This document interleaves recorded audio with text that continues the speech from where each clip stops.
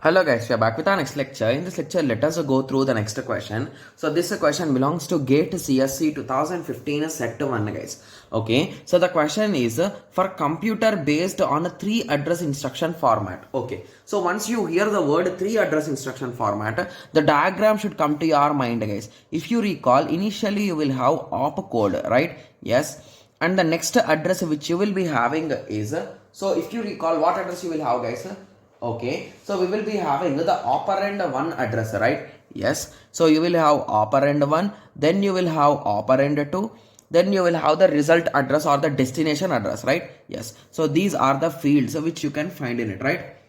Okay, so now what is the question saying? So for a computer based on 3 address notation, each address field can be used to specify which of the following. Okay, so among these all, which of the following could be identified in this address fields they are asking guys. Okay, so option A says that a memory operand. Okay, so a memory operand. Okay, so basically inside memory somewhere your value is there. So means this value's address will be there, right? So that we can store in our code, right? Yes, so this is correct.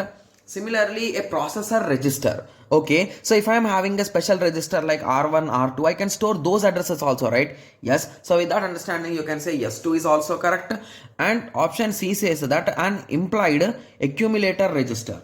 Okay, so what does the implied accumulator register states guys? So they are saying in accumulator we are having some value and this address you will somehow store here. But if you recall, accumulator is automatically with the ALU, right? So indirectly there is no need to specify its address again, right? Yes.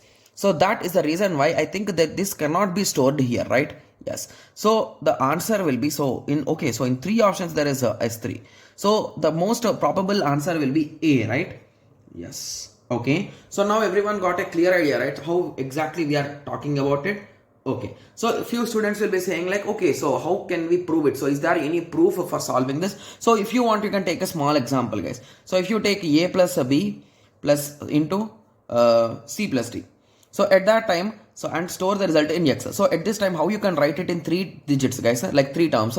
So you can write, first you will solve this. So you will store it in R1. Similarly, then you will solve this and you will store in R2. Okay, and at the end you will store the result R1 into R2 in X. That is nothing but this is the memory location, right? Yes. So anywhere is there any need of accumulator, guys? No. So with that understanding also you can say that there is no need of accumulator, but we need the memory accessing and the registers. So if there are any registers used, you need them also. Got it? Yes. So with any kind of explanation, you just need to go to the correct answer, guys. Got it? Yes. So I hope everyone got a clear idea with respect to this question. So in the next lecture, let us continue with the next question. Thank you. Thanks for watching. Like, share and subscribe for more awesome videos like this. Thank you.